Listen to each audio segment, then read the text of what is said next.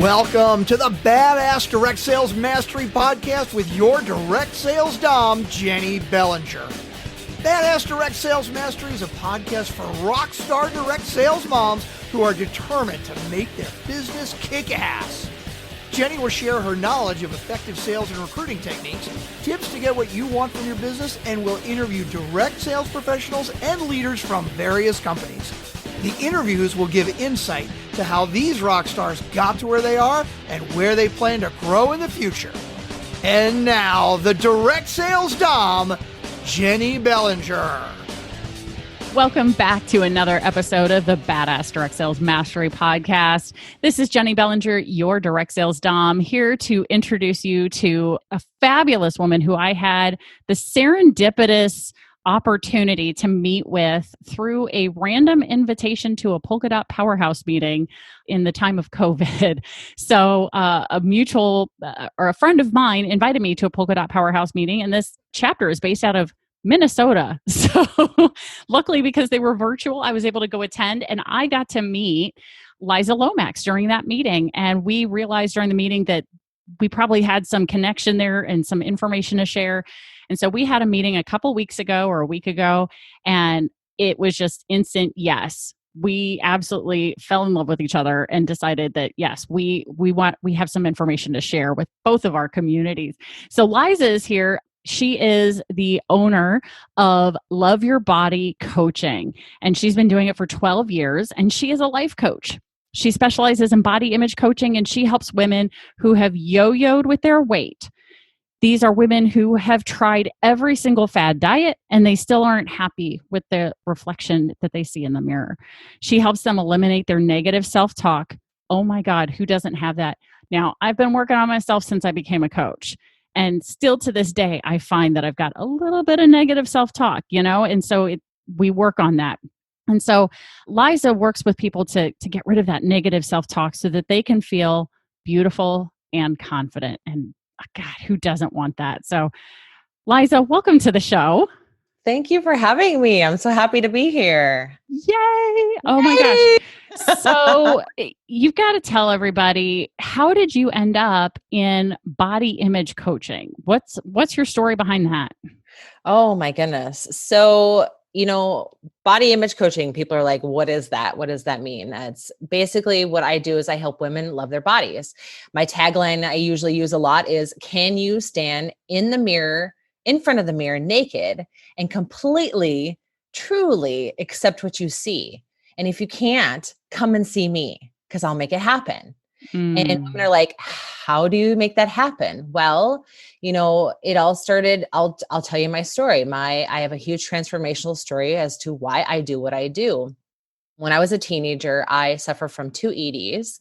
I had anorexia and overeating. So I binge ate. And I literally went from one extreme to the other. And so I tell women, I'm like, it doesn't matter whether you're size 2 or size 22 and everywhere else in between. Every single woman has some body image issue. They have something about themselves they don't like. We nitpick everything about ourselves. We look in the mirror, we nitpick at every single little thing that we see. And so when I was a teenager, I was also, I was in the closet for a couple different things. I was a medium. I've been a medium since I was 5 years old. So I've had these intuitive gifts that I wasn't able to share with the world until I became an adult. I was also in the closet for being gay. I knew at the early age of 10 that I was like, I'm not attracted to men. However, because I was raised in a very, very religious household, that was a no-no. You don't do that. Right. So you have to follow the rules of the Bible, basically. And so I had a lot of insecurities. I had a lot of, I was very depressed. I had a lot of anxiety. I was told at a very young age, and all of us are told at a very young age that we have to look a certain way and dress a certain way and be a certain way and act a certain way. And when we're not those ways, we try to fix them. And we try to fix them over and it doesn't work. And we fix them again. And we try to fix, we're constantly fixing ourselves and constantly trying to change ourselves to please everyone around us. And then we become adults where we're completely messed up in the head. I mean, we have all this head trash where we're constantly comparing ourselves to other people. We're constantly thinking that I can't do something. I can't speak on stage because that person's a much better speaker. I can't write a book because I don't know the first thing. So we're constantly comparing ourselves to other people. We're totally putting ourselves down all the time. And so for me, I went from one extreme to the other. I literally was super skinny. And by the time I was 26, I was 300 pounds. Wow. And the doctor told me that if I did not lose weight, I was going to die. And at the time, I had a 2-year-old, and he was basically telling me that I wasn't going to live to see him turn 5. And which was shocking. I was like, okay. He's like, you're borderline diabetic. You have high blood pressure. You have all these underlying health issues. And then, I was never, diagnosed as clinically depressed, but I had a lot of anxiety. I had all these issues from my childhood of covering up all these things about myself and hiding myself. And, for a long period of my time, I did 15 years of theater acting, which actually had a positive and negative effect on me. I was able to get out of my shell and be able to be on stage and speak and talk to whoever. I mean, I could be on a stage of 5,000 people. It wouldn't matter. The stage was very comfortable for me. The negatives it had was that I was able to put on a mask, and I was able to put on a role, and, I was able to just play this part for anybody around me. So I pushed all those emotions. I pushed all those things about myself, those real, I pushed all my authenticity down to the ground. So I wasn't my true self. I wasn't being authentic. And so I'm, 26, I'm 300 pounds. The doctor tells me I'm going to die. I'm like, okay, well, I got to lose weight. So I lost 105 pounds in 13 months. Congratulations. Thank you. However, I did not change my mindset. And so I continued to yo-yo over and over and over for about probably close to 6 years after that.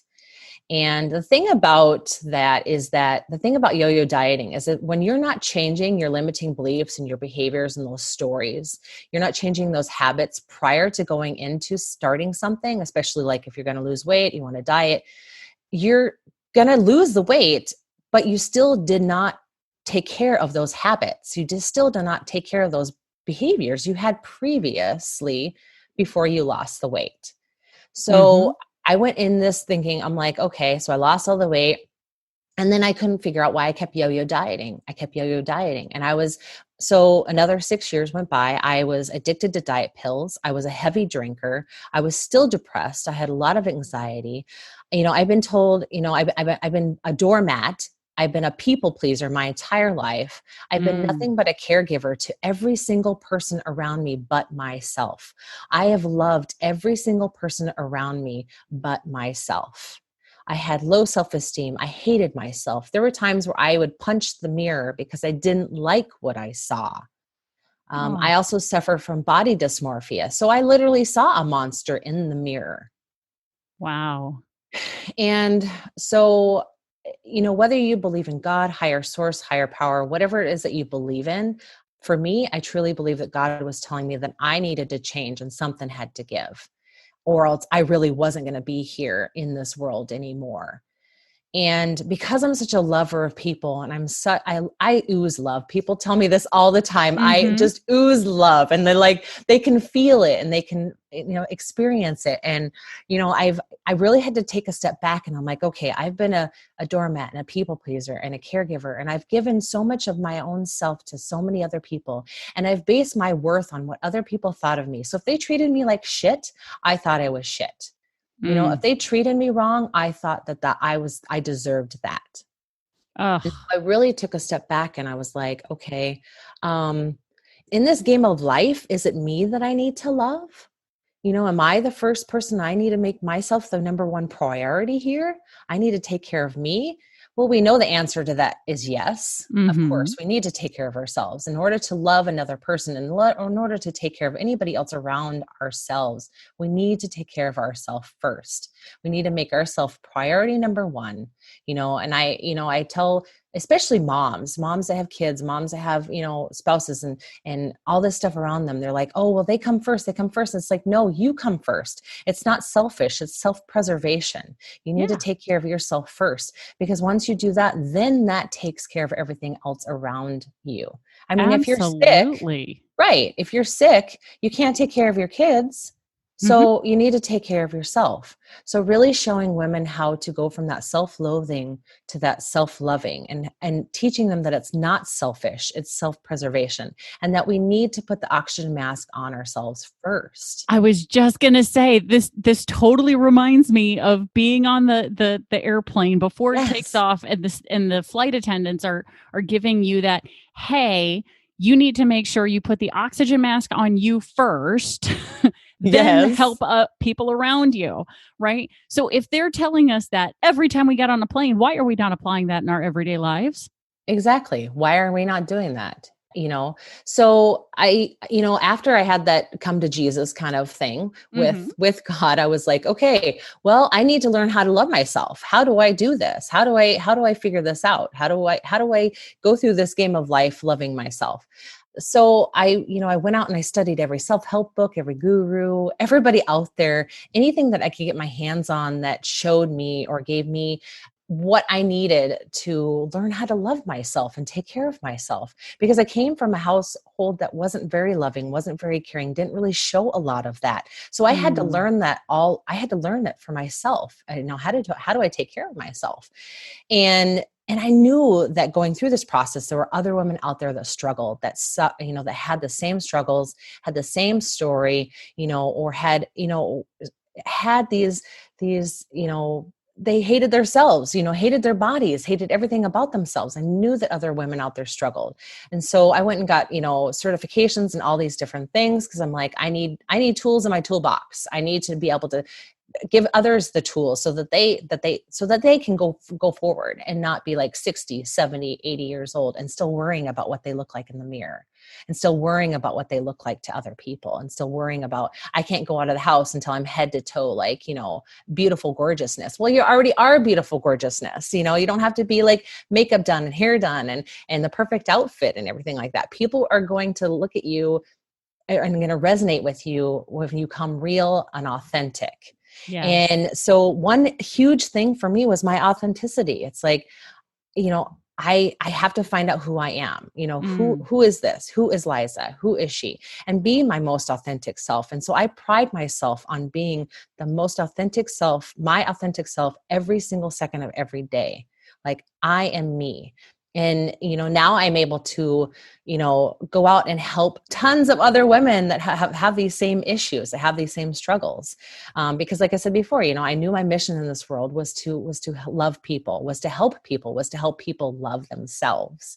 And I knew that that's, because I'm such a lover of love, that was my mission, was to help other women love themselves. That's, really when you got to the point when you were talking about this realization of going out and taking what you had learned in your transformation, and you were ready to help others.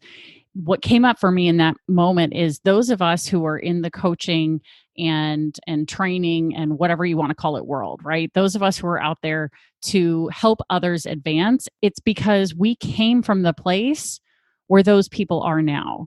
That's why we're effective, because we've been where you are, right? And we've dealt with those mindset issues. We've dealt with the verbiage. We've dealt with the self-talk. We've dealt with the behavior changes, the habit changes that it took to achieve the level of success that we have in our respective businesses, right? So those of us who've been through it can help and say, look, hey, I'm further down the path, right? It doesn't mean necessarily that we're the expert, but I'm further down the path than you are. So here I'm gonna like open up my lantern, turn on the light, show you the path so you can see how to come down the path, and just, follow me down the path. And right. I'm going to keep working my way down. And that's what makes someone like you so incredibly powerful is, it's, I think sometimes harder to follow, the supermodel skinny people, because those of us who are more average or yes, I'm going to say above average awesomeness. Yes. We look at those super skinny people and go, they can't relate. Now, granted, we don't know their story, right? But in this case, we do know your story, and knowing that you've been there, and we've all had that struggle of up and down. And I'm sure the listener right now is going, this is a direct sales podcast. Why is she having a body image coach on a direct sales podcast? What the fuck, right? So let me tell you guys, as you can already tell, Liza's story is incredibly powerful, and what she does for women is incredibly powerful.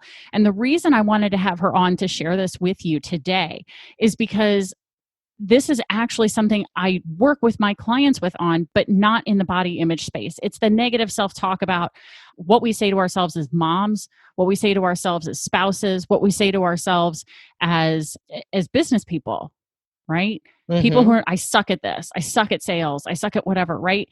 And which means if you're saying those things about yourself as a mom, as a spouse, as a business person, that you are having that same conversation with yourself, that negative conversation with yourself when you look in the mirror. Yeah. And that's not my area of expertise. And I know that women who love themselves do better as moms, spouses, and business owners. For sure. For sure. I mean, we are in the business of selling ourselves. Okay. And so the listener, you are selling yourself, and you're putting yourself out there. And yeah, COVID has hit. You've had to pivot a few different directions. You've had to go different directions, probably directions that you don't want to go into. You don't want to do live videos, or you don't want to do videos, or you don't want to have your picture taken, or you make sure that you're perfect and everything is great and everything is, in place and your hair's just fine. And you make sure you have this perfect script. Well, people are not going to resonate with that. People are not going to, they're going to resonate with the true you, just yourself. You don't have to have your hair done. You don't have to have your makeup done. You don't have to have the perfect outfit to sell to somebody. They're going to resonate with you, because you are true to yourself. So we're out there selling ourselves. So if we don't believe in ourselves, and we don't love ourselves, and we look in ourselves in the mirror every single day, and we nitpick at every single little thing we see, what do you think that's going to do to your client base? What do you think that's going to do? Are you going to drag people in? Are you going to bring people in? No, you're not, because you're not being true to your own self. So how are you going to get clients? How are you going to get more customers? Mm-hmm. You can't even love yourself, or you can't even speak good about yourself. You have those negative feelings about yourself. So yeah, it does affect direct sales people, because if you're not being true and authentic to yourself, and you're staring at yourself in the mirror every day, or you're having those negative thoughts to yourself every day, what makes it think that you're going to get clients coming your way? They're not. They're going to run for the hills. They're not going to see you for you. They're not going to resonate with you. They're going to get that feeling of like, she's not really real. She's not authentic. She's not for me. And if you don't value you, why should they? Yes. Right. If you don't believe in yourself, how are other people going to believe in you? Yeah, exactly. And as you've brought this up a few times, people who are staring in the mirror, I think there's probably also a portion of people who are listening, and I don't know if it's this listener who's listening right now, but I know that there are people who won't even look in the mirror. No. They avoid mirrors at all costs because they hate what they see so much. And then it becomes this monster, it's a boogeyman basically, right? Because what is unseen is scarier. Yeah. Right? What is unseen is scarier than if you just drop trowel, right? Right?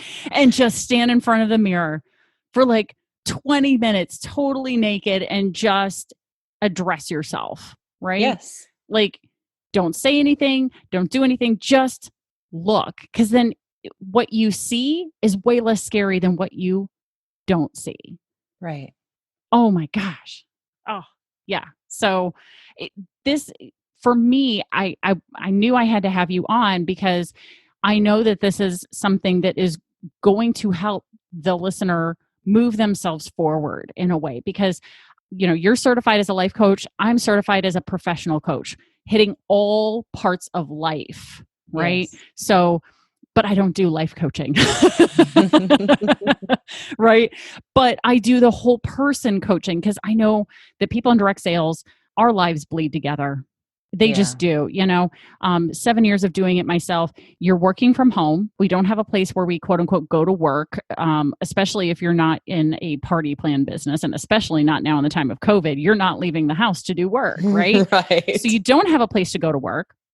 So your job, your business, your family, your relationship, all the things bleed together. Yep. All of those hats like get stacked on your head all at the same time when you're in direct sales, right? So trying to address just the business is not going to work. Nope.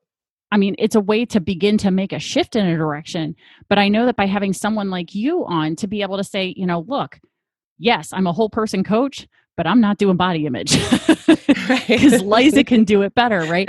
And I want you to be able to, I want the listener to be able to, if they're having issues with their body, if they know that they're having those horrible negative conversations with and about themselves, because let's face it, if you think it to yourself, if you say it to yourself, you are also saying these things to other people and planting those seeds in their head as well.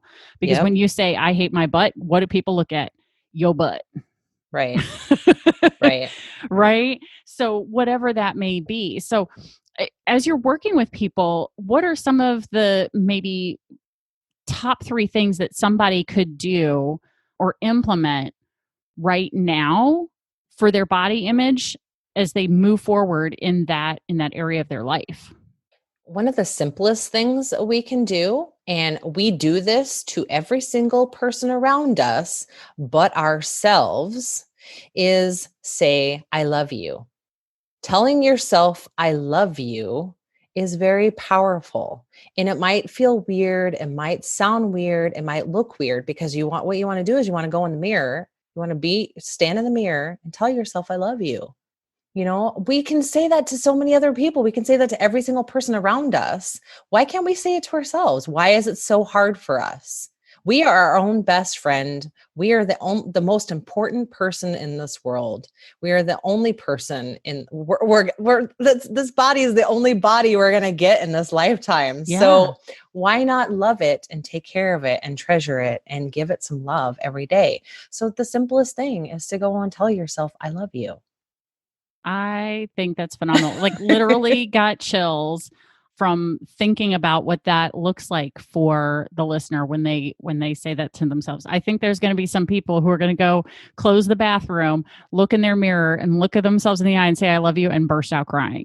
I'm telling you guys, don't be scared. Don't be frightened when it happens. And Liza said she's a medium. I know she didn't say she's a psychic, and I'm not a psychic, but let me tell you, I know enough about human psychology that when you do something as powerful as that, it's going to have an effect on you. Mm-hmm. Because when was the last time you told yourself, I love you? And I'm willing to bet almost all of you have never said that to yourself.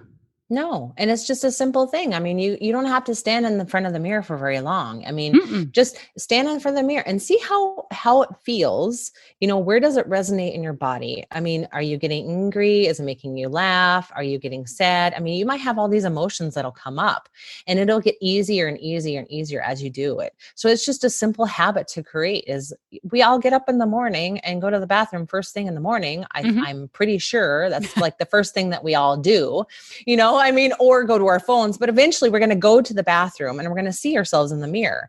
So why not just make it a daily habit of just saying, hey, I love you, and if you need a reminder, put a Post-it on there, put a poster, remind myself to say, I love you, or repeat after me, I love you, dry erase marker on the dry mirror. Erase marker, lipstick. I mean, however you want to put it. Oh my gosh, how fun. Because every one of us has like 3 shades of lipstick that we bought. And when we got it home, we tried it, we didn't like it. Hey, that's the lipstick you use on the mirror. There you go. There you go. Because at least it's getting used, people. Right. No, I think that's incredibly powerful. And it's such a simple thing to do. Now I'm going to shift directions a little bit with this because, this being a business podcast, right? Yes. You've been in business for 12 years. And one of the statistics that most people probably are not aware of or don't know the actual numbers for, but I've looked this up, approximately 97% of businesses don't make it past a third year. And, obviously, when I introduced you, I said, you've been doing this for 12 years. So you have probably encountered all of the same obstacles and issues that the listener has in their business or they're about to encounter. So for you, what has been an obstacle in your business that was kind of something that maybe stumped you for a while, and how did you overcome it? Most definitely. I mean, and I'm going to be honest, I still have, and I think we all have issues. We all have ingrained issues with this, but my money mindset has been a huge thing.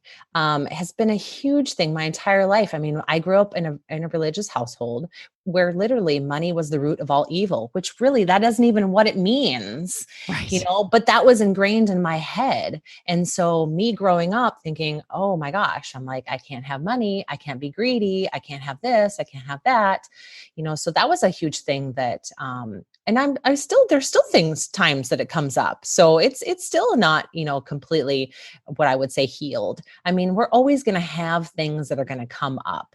We're always going to have some sort of obstacle, some sort of stumble. But that was a thing, was a huge thing for me, was my money mindset.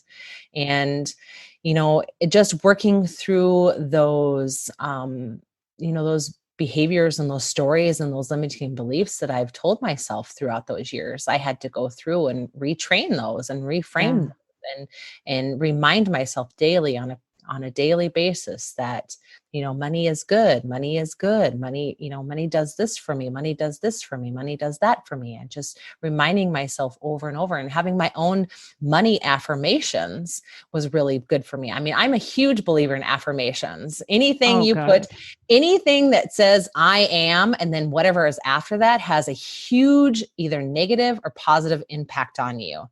Mm-hmm. So I am a huge believer of affirmations. So you saying I am ugly, how is it going to make you feel? It's going to make you feel ugly. If you say I am beautiful, it makes you sit up a little bit. Your shoulders get back. Your face gets a little brighter. Your eyes get a little bit wider. I mean, it gives you this good feeling. So I'm a huge person on affirmations. I think that's phenomenal. Yes. So anything, I am anything, you can put behind that. So, I am a good money maker. I mean, it's just like whatever you wanted to put on those. So that was a huge thing for me. Have you read any books around money mindset that you would recommend that have helped you begin that shift? Oh gosh, I knew you were going to ask me that. No, that's okay. If you're not a book reader, that's okay. But maybe it's a podcast you've listened to or a YouTube channel that you follow that's around money. What resource could you possibly, or can you think of off the top of your head, or if not, share it with me afterwards and I'll put it in the show notes. Yeah, I have to share it with you afterwards because there is a book that I did read, and I have to. I'm not a huge reader. I do like to listen to podcasts or listen to audiobooks and that kind of thing. Uh-huh. There's a couple actually. Another one just came to mind. But I'm a Badass at Making Money by Jen Sincero. Yes, anything that Jen Sincero writes is like awesome. Like she is a badass. Yes, she is. I 100% agree. I've read the You Are a Badass and You're a Badass at Making Money. Yes. And great books. Highly, highly recommend them as well. And I was going to throw another one your way because it was recommended to me by another coach. And let me grab it here. One of them was written over 100 years ago. And it's called The Science of Getting Rich by Wallace Wattles. Mm-hmm. And one of my other coaches recommended one called The Energy of Money. Now, I haven't read The Energy of Money yet, but that one, it's a spiritual guide to financial and personal fulfillment. So it sounds fascinating. Just got it from Amazon the other day, but The Science of Getting Rich, you can buy it on Amazon for like $5. It's a tiny little book, and it was written over 100 years ago, and the information is still valid because it's truly a science of getting rich. If it worked back then, it'll work right now, just different products, tools to get there. Right. And there was another book that I did read, and I can't think of it off the top of my head, but it was actually written by an ex-pastor, and which it took it to the spiritual and religious aspects of money, which really helped me a lot. So I'll get that information to you afterwards, and you can plug it in this, because that would help the listener if you grew up in a religious household where you were told that money was bad and money was evil. Definitely. Well, I don't want to keep you too much longer. So I know in all of our conversations, one of the things I got to do with you was a Love Your Body Roadmap session. And I found it incredibly powerful for me just to begin to identify some of my own body issues, right? For those of you who've never seen me past what you see on the podcast art, feel free to go find me on Facebook. Lots of pictures of me. I'm not super heavy. I'm not super skinny. I'm pretty much your average American. But going through that Love Your Body Roadmap session was awesome. I mean, it's had me really considering how I'm taking care of myself in just the week since we had that conversation. Wonderful. It's been awesome. And so I want to let the listeners know and the listener know that you are offering a free Love Your Body Roadmap session. Yes. And so during that session, you're going to get to identify what stories get stuck in your head that keep you from loving your body. You're going to create a vision of what your new life looks like when you love your body. And you're going to chart the roadmap to get there. And it was incredibly powerful. And you're going to offer that for free for everybody. So I'm going to post a link in the show notes. It's www.talkwithliza.com. Make sure when you go to talkwithliza.com that you make sure you mention the Badass Direct Sales Mastery podcast. Yes. So that way you can get it for free and have that conversation with Liza. It was incredibly powerful. And it really, like I said, it has shifted how I'm beginning to take care of myself, even just in the 5 days since we had our conversation. So I highly recommend it. That's wonderful. I'm glad that you were able to get something out of it. Yes. It makes me happy. Good. No, absolutely. And I'm really looking forward to getting to work with you, because during our conversation, we realized that there's an area of coaching where we can maybe reach some more people with some body issues in a way that they need to be reached. So we're really looking forward to begin to work on that. So I'm excited to do that. So anything that you want to share before we close out the podcast? Just, just just realize that how much saying I love you is very powerful to yourself. I'm just such a firm believer of just telling yourself that. And I do that too. If I'm going to walk the walk, I'm going to talk the talk. I talk the talk and walk the walk. So I still do that stuff all the time myself. I still do my mirror work. I still do my affirmations. I still do my meditations. I still do all that work. If I'm going to make my clients do it, I'm going to still do it. So, I really encourage you to just take that tool, and work with it, and just go to that mirror and tell yourself, I love you. It's so powerful. And it'll change so many things in your life. It really will. I definitely agree. Let me tell you, affirmations is one of the ways that has really helped shift my own mindset around myself, my business, my coaching practice, since I started doing them 3 years ago. And it's not always something that I do out loud, but it's certainly something that I try and incorporate throughout the course of my day when I catch myself saying something, like, oh, that was stupid. No. You know how to make better decisions, Jenny.